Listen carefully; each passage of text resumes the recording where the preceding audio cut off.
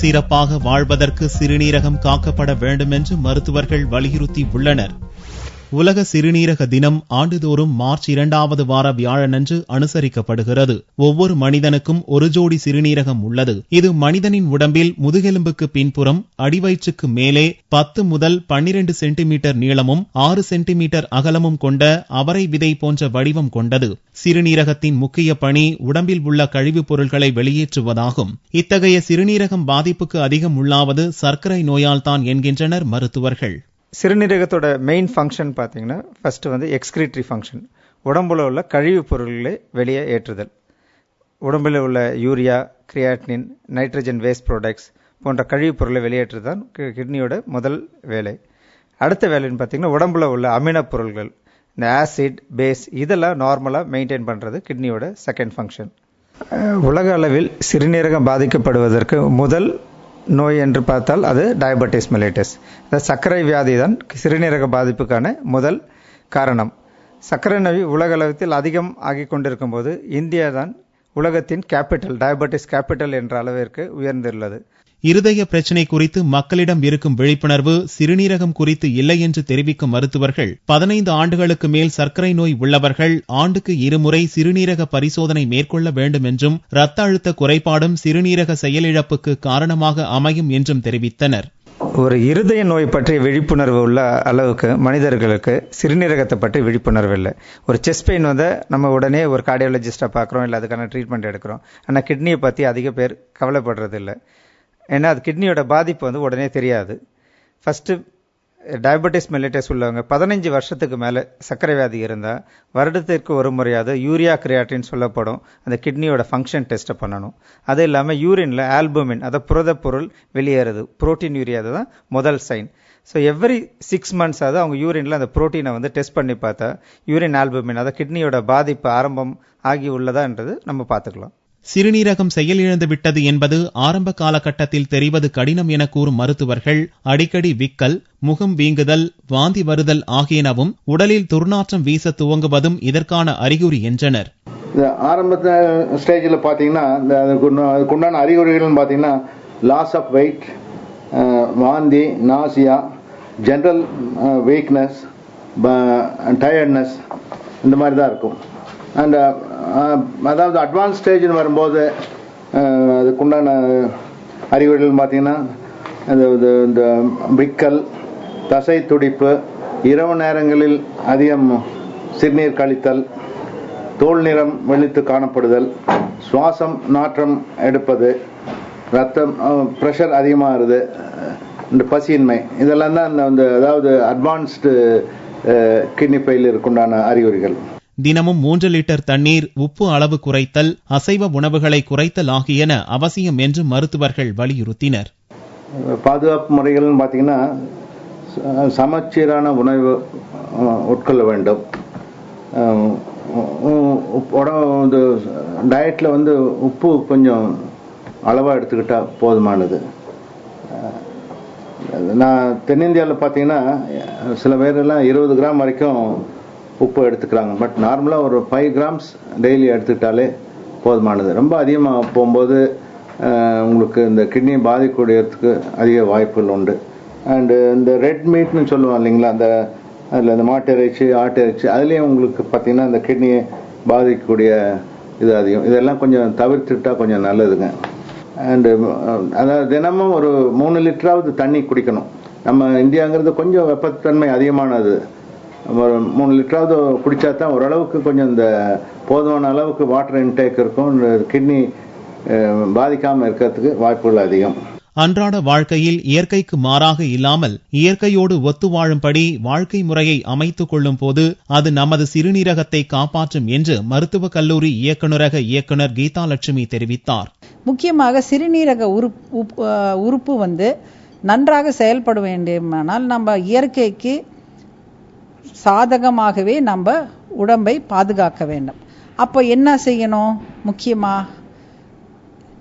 நம்ம life style, நம்ம அன்றாட வாழ்க்கையை இயற்கைக்கு மாறாக அல்லாமல் இயற்கையோடு ஒற்று வாழ வேண்டும். ஸோ அப்போ என்ன பண்ணணும்?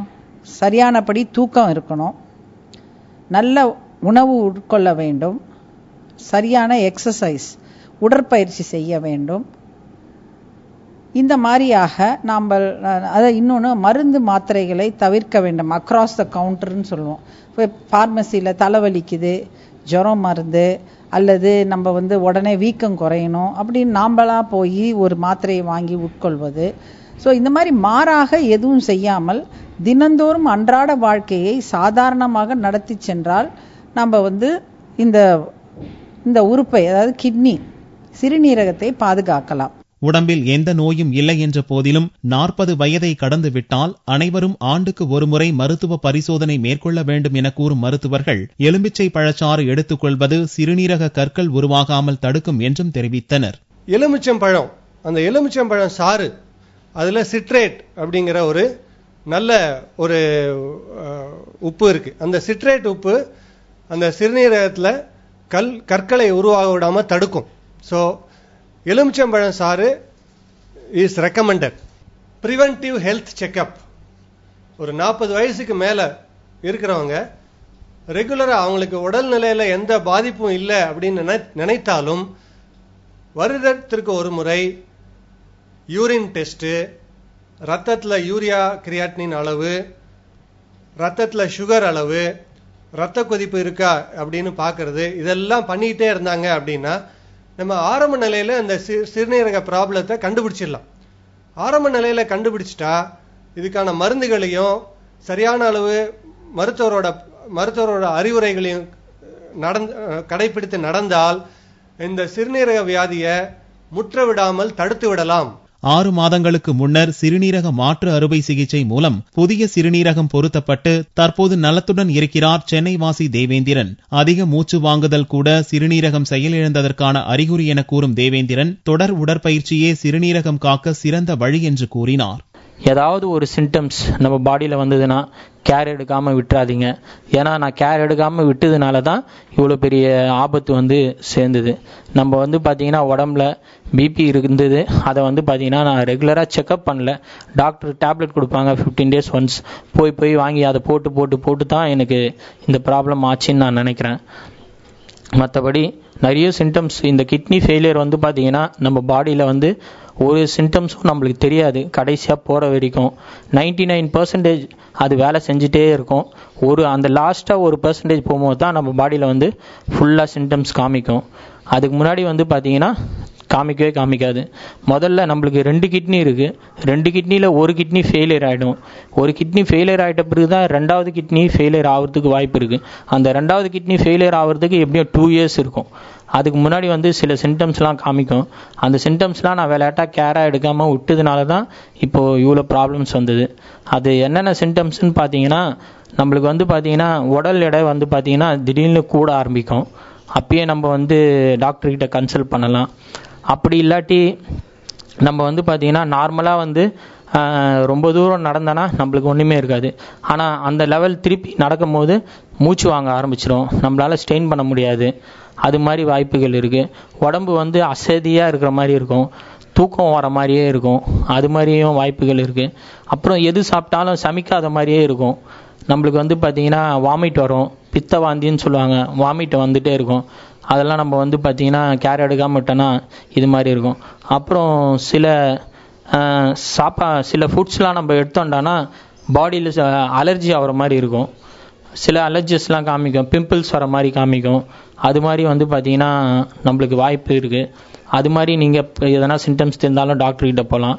நீங்கள் அப்படி இல்லாட்டி சில ஃபுட்ஸ்லாம் சாப்பிட்டா நம்மளுக்கு கொஞ்சம் கேர் ஆகிற மாதிரி இருக்கும், காரமாக சாப்பிட்டா அப்பயும் நம்ம தெரிஞ்சுக்கலாம் நம்மளுக்குள்ளே ஏதோ ப்ராப்ளம் இருக்குன்னு.